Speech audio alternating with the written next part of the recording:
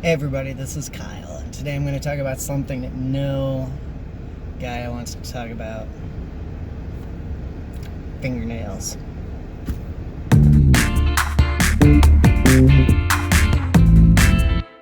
Hey, just a little heads up, this video gets a little guitar nerdy. Actually, I'm talking about way more than fingernails. And by the way, look at this. Both hands on the camera. Isn't that awesome? So I got a little camera holder for my car. I was actually shooting some video that I'll put up November, October. Anyway, I'm talking about more than fingernails. I'm talking about why I hold my pick upside down and how that got to be and why I really like it. Kind of gives me my own sound in a way, and whenever I pick for a solo, like if I'm on acoustic, I can really nail out some notes. So getting into how I started to use my pick upside down, I have to talk about taking a break from guitar and getting back into it. Sometime from the late 90s to mid 2000s, I didn't play guitar a whole lot. It'd be something maybe once or twice a month I'd pick up a guitar. I didn't really learn new songs. I got back into guitar and started to play all the time. Something I'd always wanted to do with guitar is learn classical, learn a technique, learn fingerstyle. And growing up, not having access to the internet, you know, in the 80s and all that, it was harder to learn things that you wanted to learn when it came to music. And it all had to do with what you had access to. And I knew nobody that knew anything about classical. So, of course, you know, we all learned D by Randy Rhoads and Bori. It took me a few months, maybe half a year, to realize I really needed fingernails. Having fingernails doesn't make a lot of sense to people that aren't guitar players, or to guitar players that have never really thought about taking fingerstyle or classical technique seriously.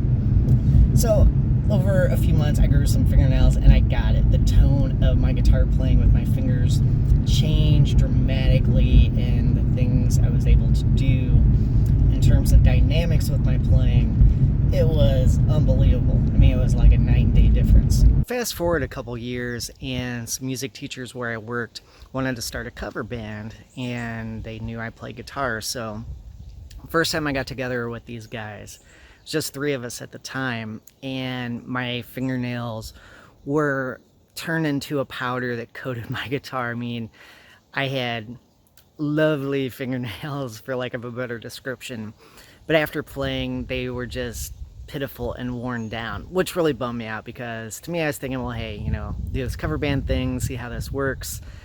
But I was dedicated to nylon strings at the time. Hey, by the way, up on this hillside is where I did most of the video for my hand one day. So as a guitar player holding a pick, and growing up learning guitar holding a pick, it's more than second nature, just an extension of your hand. And having fingernails really interfered with how I played with a pick. And it was something, as I would go to play and take a solo or do a lick or something like that, many times, I'm not gonna say most times, because it, you know, definitely wasn't most, but maybe 30-20% of the time I would drop my pick. In every gig I'd probably drop my pick, I don't know, five or less times an hour, so 5 or less times a set. And that's a lot. That's annoying. You look very silly doing something like that.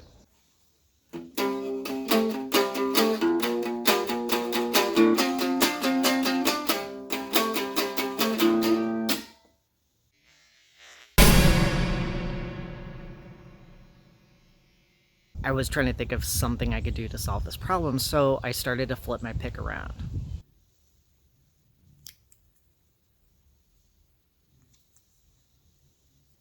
But flipping my pick around, it's very easy if you get sweaty or something like that, or, you know, if your fingers cramp, your arm twitches, it's easy to fling your pick. I don't know that I ever did that, but I know I did drop it while flipping around, so I needed to do something else. One time, just naturally, I put the point of the pick up against the crook of my finger, right up in here. So holding the pick upside down like that with the point in the crook of my finger, it was no longer a concern. It wasn't something I had to think about, be in the middle of the song and think, oh no, my pick is rotating, I need to do this or that. It was just there, and dropping it became something that was very rare. Here is a new pick compared to one that's been used a lot. I'm not sure. Usually every couple months I will trade out a pick and throw it in my merch bag to give away or see if anybody's interested. What I like about this is as you use a pick, there's not a lot of change to the tone. If you're using the pointy end, as soon as that pointy end starts the round, like the upper ends, then your tone changes. For comparison, you can see how much wear would normally be on the pick. And for me, using it upside down, I don't necessarily get more mileage out of a pick, but the pick sounds the same during its use for me. Meaning, like, when I have a new pick versus one that I'm getting ready to swap out, it doesn't really sound that different. It feels a little different because it's obviously a little bit smaller, but I don't have this huge change in how my guitar sounds. My cat had to come see what I was doing. Oh, hey, I did sort of shave, by the way. I'll give you a little demonstration of some sound here. And by the way, since I played classical, I just love jumbo body acoustics. The tone has something about it. So I'm going to hold my pick regular. You know, I haven't done this for a while. I don't know what I'm going to play, but...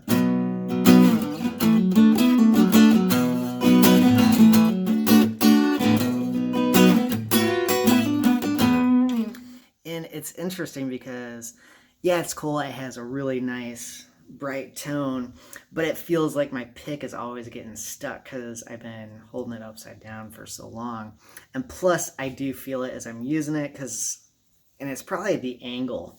I put my pick really steep into my strings, and I really dig in. I'm bad about wearing down on my frets, and I would eat through picks the regular way very quickly.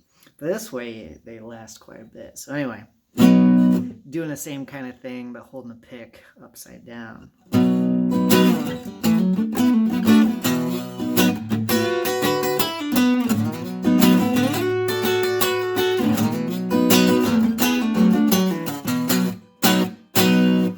And playing chords and things, I really like that I can get this really snappy whenever I hit the strings because I'm hitting it with so much force, and it's different than when you had this little pokey thing going, hey, poke, poke, poke to the strings, as opposed to something that has a little bit more surface area and you can put a little bit more force from your arm to the instrument. And plus, then I can put the angle of the pick a little different and make it sound a little bit more sweet, or dulce as they would have on sheet music.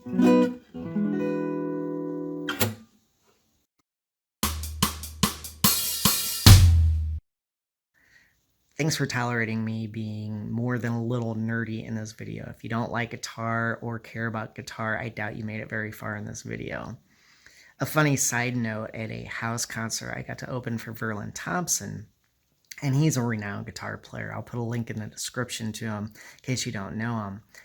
And at the end of the night, we hung out for a good 45 minutes having the nerdiest guitar conversation I probably ever had in my life.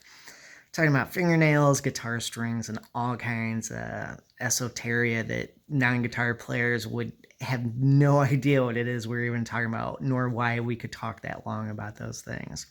But for me, that was a pretty fun experience. As always, if you see something creative online, make sure you like, subscribe, comment, share, do all those things, and let those creators know that, hey, we like what you're doing. So, see you next time.